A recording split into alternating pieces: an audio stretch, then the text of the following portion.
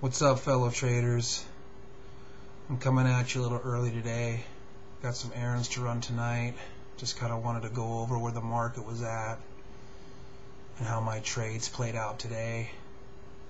As I stated last night, I had a plan. I'm looking for more legs on this turnaround, and I was patient, and SSO dropped under Disney and I made my swap.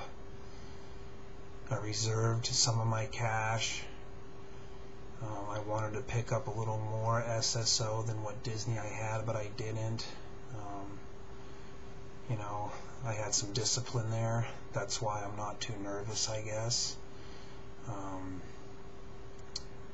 This dip below 7,700 on the S&P, this could be the shakeout. You know, as I stated a couple weeks ago when we were battling 8,000, we needed our test of 10,000. But a healthy 50% run is what, you know, played out after the 29 initial plunge into 30. They had a 50% run.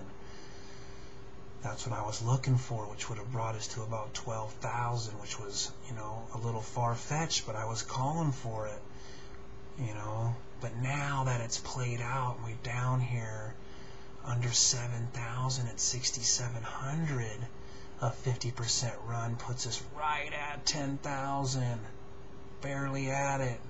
Puts the S&P, unless we dip down tomorrow and the next day, which could happen if the S&P hits that 650, 660 that everybody's talking about, then that's going to put that at 950, 1,000. From this point, 1,050. You know, this is more where we needed to be as far as a bounce now. If it's going to play out like they say, you know, the 1930 to, you know, 33 drain that's coming, gonna, you know, strip everybody's 401ks and just, you know, nothing, you know. Now we're set up to go test 10,000 that I've pointed out. You know, we just, you know, plunged right through it. You gotta test it. We based on it before the 2000 peak.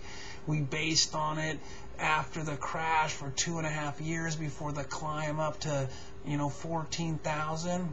Now it's set in play. We're going up to 10,000. S&P to 950. You know, I hope your positions are holding up. My Schwab's holding up pretty good. Like I said, I'm out of Disney. I still love Disney. I'm just looking for more legs. You know, I had no puts and no short positions on this last little leg down. You know, if I could, I would have shorted or put puts on the SSO because it's a mover. So that's why I'm in it now. You know, S&P back at 800, 820. SSO at 22, 23. Disney won't even come close to that unless we get some massive rally like we did that one time where things were going. You know, GE went from like 18 to 30. You know, Home Depot from 19 to 30. Remember that one morning? But who knows? It doesn't look like that's going to happen. But at least we're set up now for a 50% rally. We're due for it. We've really taken a beating. You know, anybody that's short in here is, you know, got to be just hedging longs that they're putting on. I mean, jeez. I mean, like, even if we're going down to 5,000, you know, even from right now, look at me. If we had a 1,000-point crash, like a 900 down day, we're in the 5,000. See, this could be the shakeout coming. You know, definitely save some cash.